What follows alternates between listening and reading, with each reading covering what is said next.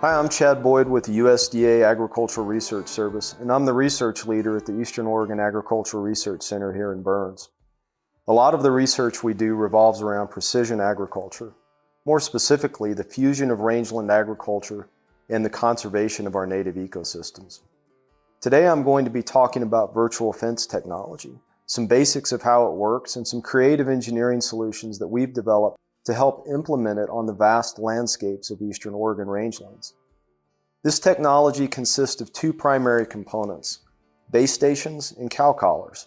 Stored on each collar are instructions on where the cow should and shouldn't be. Built-in GPS receivers communicate directly with satellites to keep track of each collar's location. So if a cow moves past the boundaries designated on the collar, it will first receive an auditory cue, and if it continues, a mild electrical stimulus. The collars can function independent of the base stations. However, a lot of the features that make this technology attractive to users require radio communication between the collars and a base station. Features such as monitoring each cow's location in near real time and remotely changing fence boundaries. Although the base stations are extremely well engineered, the installation process is quite involved. And while a semi-permanent installation leads to incredible stability, we quickly realized the advantages of making the base stations portable. Out here in Eastern Oregon, we're working in a water-limited landscape, which means limited forage per acre and grazing regimes that require a lot of space.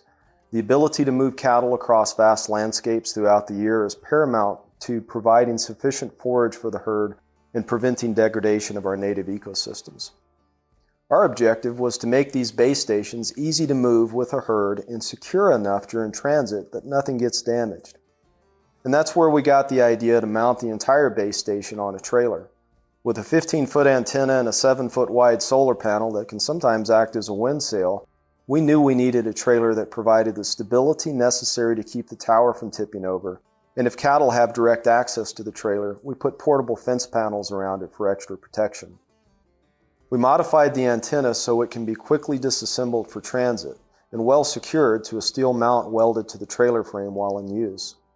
We've hauled this thing to some pretty remote areas and the roads can be really rough. There were several features that we built into the trailer to minimize the amount of shock and vibration during transit.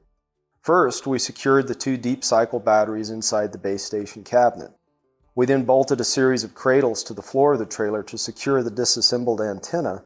And lastly, we cut down rubber stall mats to put between the base station legs and the trailer when we bolted it down.